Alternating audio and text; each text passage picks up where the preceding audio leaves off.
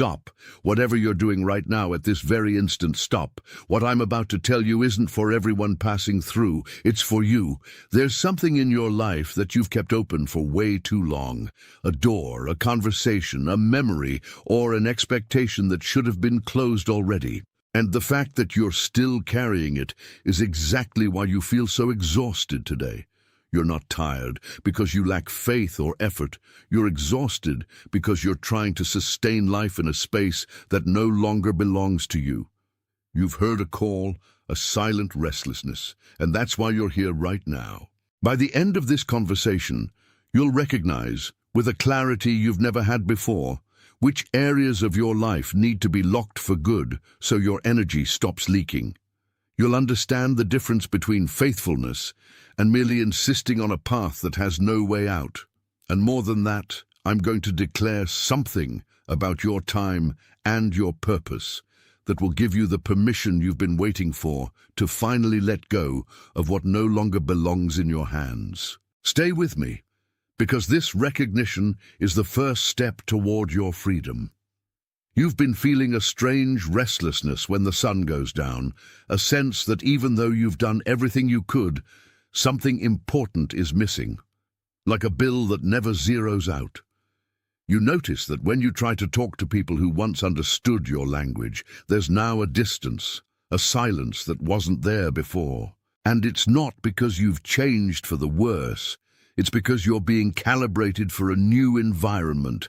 You wake up at specific hours in the middle of the night, your mind cycling in loops that won't stop turning, as if you're trying to solve problems that no longer belong to the present, just shadows of a past you refuse to release. Sometimes you catch yourself holding on to objects, memories, or plans that no longer serve you, only because you're afraid of the emptiness that would remain if you simply left them behind.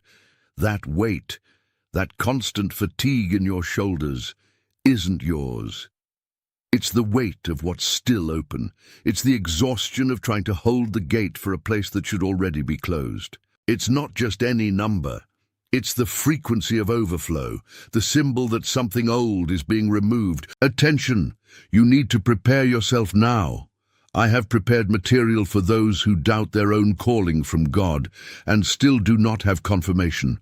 Are you one of the chosen? We'll give you that clarity.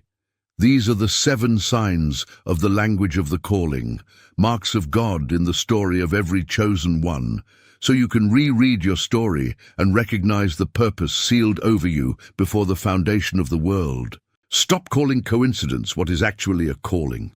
Stop silencing the sacred restlessness. Stop postponing the answer you feel. Your window is closing, and a chosen one who does not recognize the calling does not walk in purpose. More than 10,000 people have already read the 7 signs and received the conviction they had been seeking for years. They were just like you.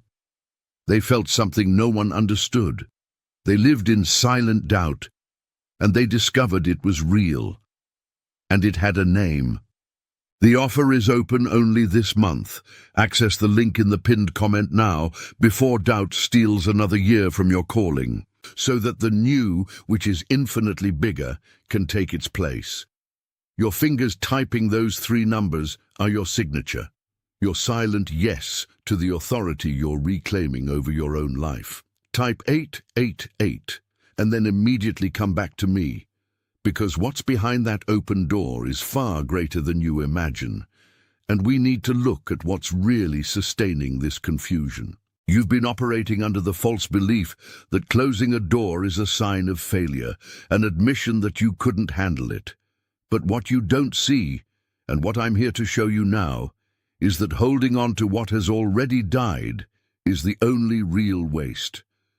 Picture an old house. A structure that served you well in a time that's gone. The windows are banging against the wind, the roof creaks under the storm, and the cold seeps in through every crack because you insist on keeping every room open, as if you're still expecting guests who will never come. You spend all your energy trying to heat a place that was meant to be left. keeping the light on for nobody, while your true home, your destiny, is right there. But you can't see it, because your attention is stuck on the noise of the latches that should have been locked years ago. Your peace isn't being stolen by the outside world. It's being drained by your own refusal to turn the key in those doors. The fear of what's behind the door is far smaller than the cost of keeping it open. The fear of what the world will think when you finally say enough is an illusion that keeps you prisoner in a story that has no more chapters to write. The deepest revelation isn't what you lose by closing those gaps. It's what you gain in silence, in clarity, and in direction. Your life is in need of a ceremonial closure, a conscious act of saying that from now on the latches are tightened and the wind no longer gets in. Don't ask for permission. Just declare that your readiness for closure is total. The act of typing those words makes that decision permanent in your spiritual record. Type it and come back to me. Many of us have spent decades believing that our worth is tied to our ability to endure everything, carry everything, and keep every bridge intact, even when they lead nowhere. But true stewardship of life, the wise use of the journey we've been given, requires the courage to discern between a commitment and dead weight. When you choose to close what's open, you're not losing anything. You're actually house-cleaning your own soul. You're clearing the space so that the light coming in doesn't have to compete with the dust of everything you insisted on keeping. It's an exchange of relief for authority. You realize, maybe for the first time, that the exhaustion you felt was actually a natural resistance to what no longer had life. Your spirit, which is far wiser than your mind, has been trying to warn you. Every time you feel drained, just thinking about certain people, certain memories, or certain plans you've kept on simmer, that's your spirit begging you to close the cycle. And if something here confirmed what you already knew, but didn't have the courage to admit, let your like be your silent amen. It's not about metrics, not about numbers. It's about agreement. It's your gesture of saying that what was named here was named in truth. There is someone right now, at this very moment, who came to your mind. You can see that person's face, someone who has been exactly where you've been, someone who works too much, stays silent too much, and carries a tiredness that no one else seems to notice. That person has been struggling to keep open doors that should have been locked already, and the weight of that stubbornness is starting to show in their eyes. Send this message to them, not as advice, not as a suggestion, but as a delivery. Maybe it's the last thing that person needs to hear to find the courage to finally rest. The fact that their face appeared while I was speaking is not a coincidence. It's a summons. Be the messenger of that closure, and watch how their relief becomes your own relief. Before we finish, I need you to step into your identity, not as someone who suffers from what happens, but as someone who sets the tone of their own story. Not as a hope, not as a wish, but as a confirmation that you are the one who holds the key. You are the one who decides what stays and what goes. The agreement that formed between your spirit and the clarity of this moment is what you will carry into the coming days, the coming weeks, and the entire new season that opens before you. Type slowly. Feel each letter. Let your hands confirm what your inner self has already decided. You are committed to the truth of your own existence. You are commissioned to live only in what gives you life and honors your purpose. You are sent into this world not to carry the weight of the past, but to build the foundation of the future. You need to understand now what keeps those doors wide open even when you have nothing left to offer them. The diagnosis is simple, but it's deep. You've been operating from an ancestral fear, a silent dread that if you close that door, nothing else will come. You carry the belief, often invisible, that keeping an unfinished cycle is a form of security against scarcity. You're afraid that by locking what's open, you'll be signing a decree of emptiness, when in fact the emptiness you fear so much is already living in the space those unfinished matters occupy. You've become a guardian of ruins for fear the ground will sit vacant. That exhaustion you feel doesn't come from the work you do. It comes from the energy you spend holding the handle of doors that deep down you know should have been locked long ago. You're not being faithful to a commitment. You're being a slave to a fear. Now picture your own life as an old house, a vast construction with many rooms, hallways, and windows. For years you've lived in this house trying to take care of everything at once. You left the windows open so the air could come in, but time passed and the wind shifted. Now those same windows that once brought freshness just bang violently against the frames at night, creating a constant noise, a vibration that travels through the walls and steals your sleep. The wind that comes in is no longer a gentle breeze. It's a cold draft carrying the dust of events that should have stayed behind. Every bang of the window is a reminder of something you haven't closed yet. It's a project you didn't finish, a conversation you didn't call complete, a hurt you keep revisiting. The noise is constant, almost unbearable, and you've gotten used to living with it, believing it's part of the house's structure. But the truth is, the noise isn't the house. The noise is just the sign that something needs to be fastened. You've spent your days walking through this dwelling, trying to quiet the noise with boards, with distractions, with more effort, when the solution is as simple as walking to each window and, with a steady hand, closing the lock. The silence that follows is not the silence of death. It's the silence of peace, the kind you've forgotten what it feels like.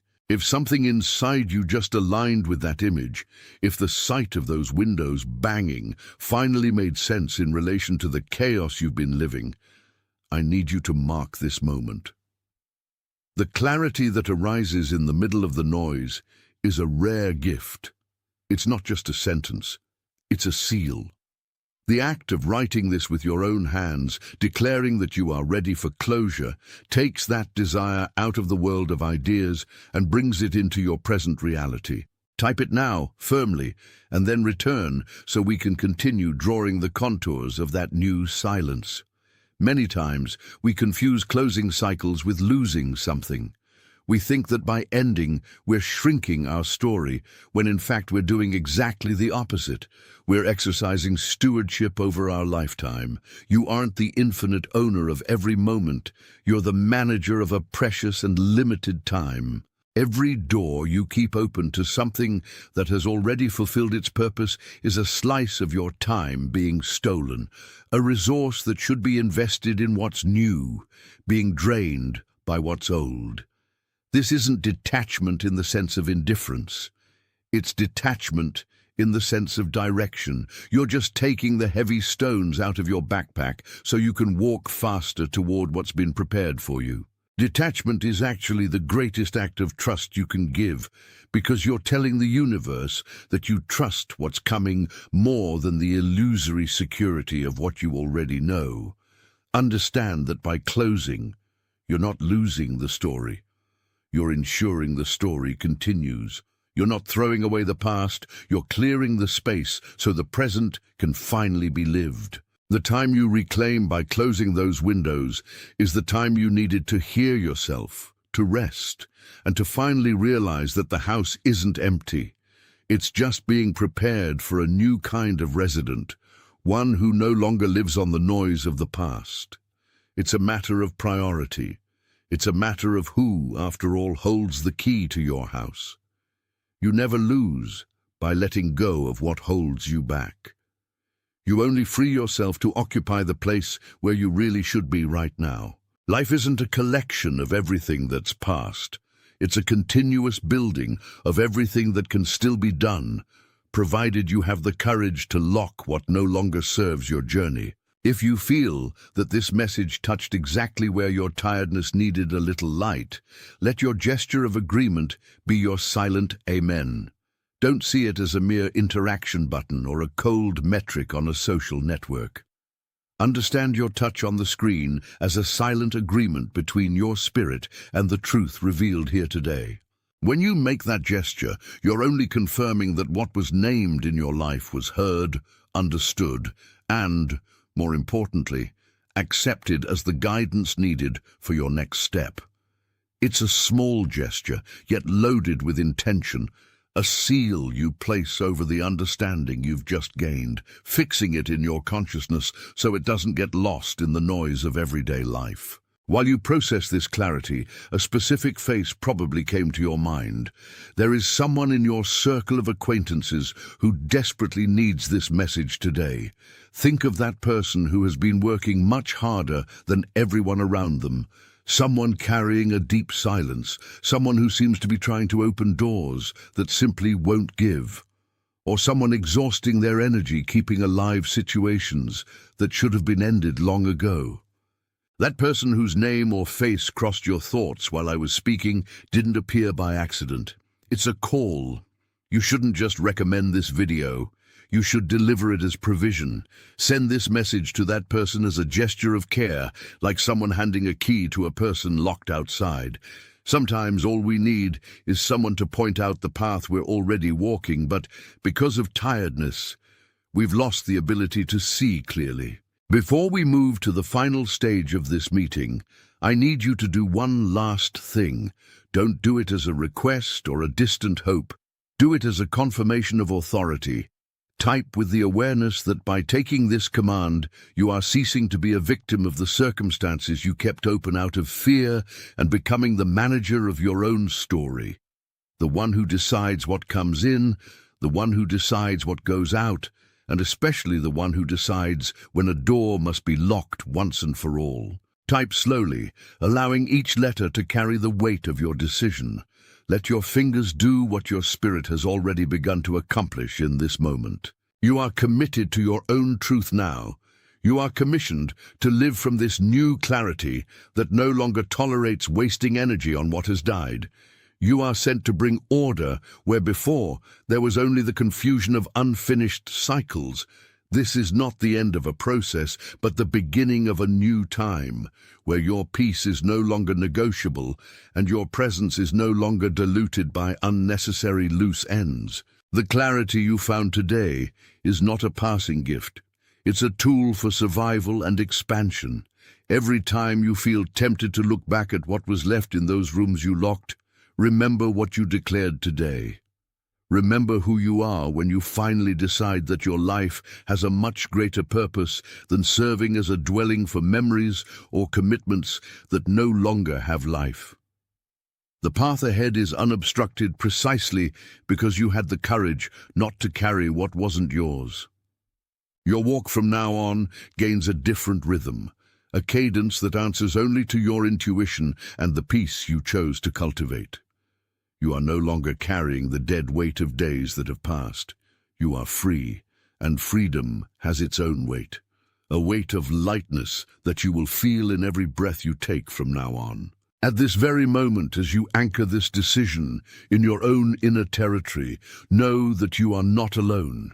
In many other places, people you have never met are feeling exactly the same movement. There is a silent current running through the world, a collective call for men and women to stop wasting their vital energy on what has already expired. Some of those people are exactly like you, standing in front of a door they decided to lock, feeling the immediate relief that follows courage. They are realizing, just like you, that peace is not a distant destination, but the direct result of closing what needs to be closed.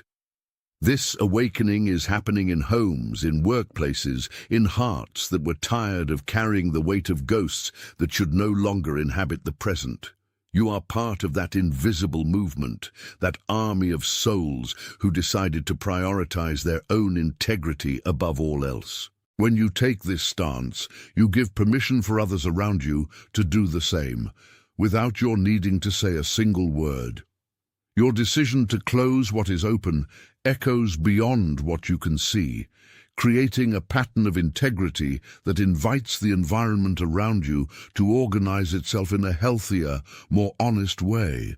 Don't feel isolated in your cleaning process, because what you are experiencing now is a collective tuning into truth. It's as if, on a level that transcends ordinary perception, a great renovation is happening in many lives simultaneously.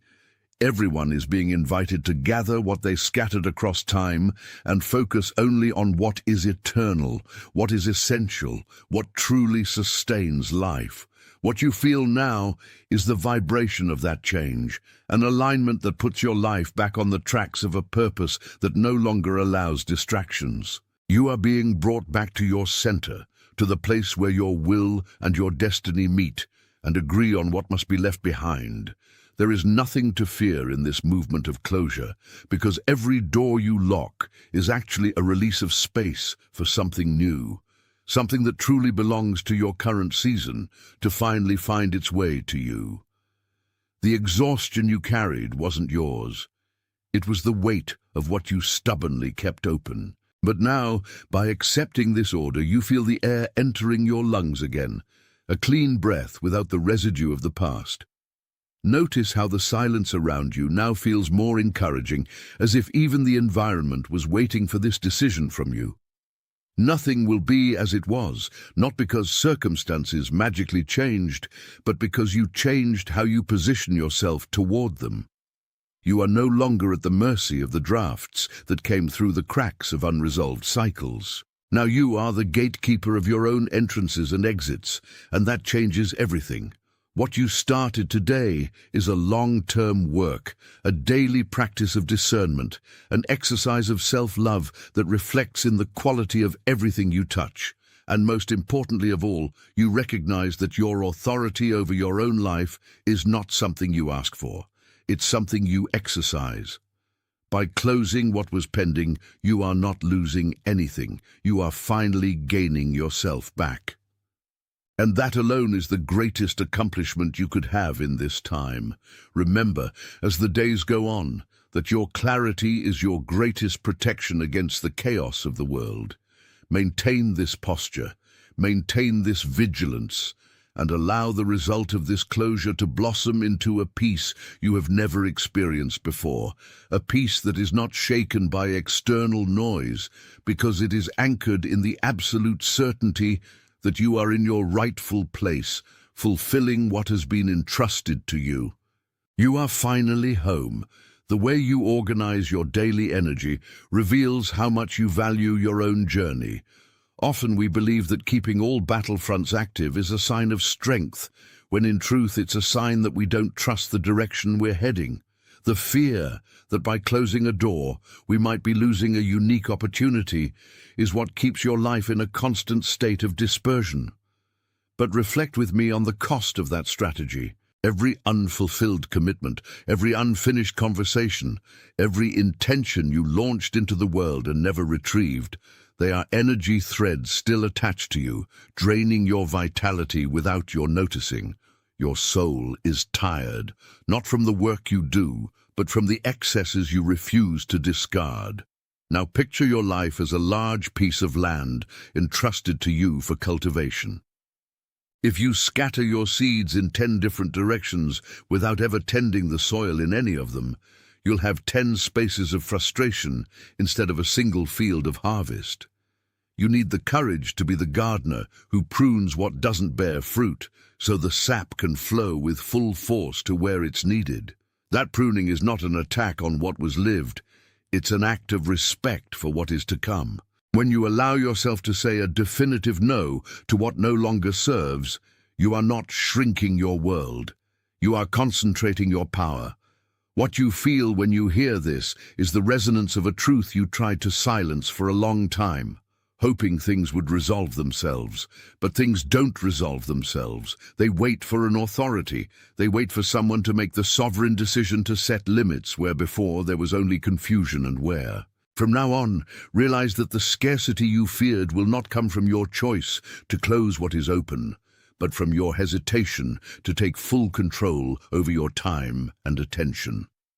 You are the steward of your own destiny, and the peace you seek is hidden exactly behind the difficult decisions you have been avoiding.